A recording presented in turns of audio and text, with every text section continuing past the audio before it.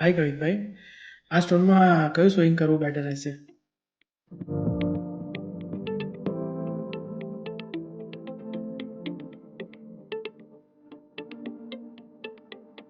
ચાલો આપણે એકવાર મેનેજર સાથે ડિસ્કસ કરી લઈએ. જયેશભાઈ, આ સ્ટોન ચેક કરજો ને.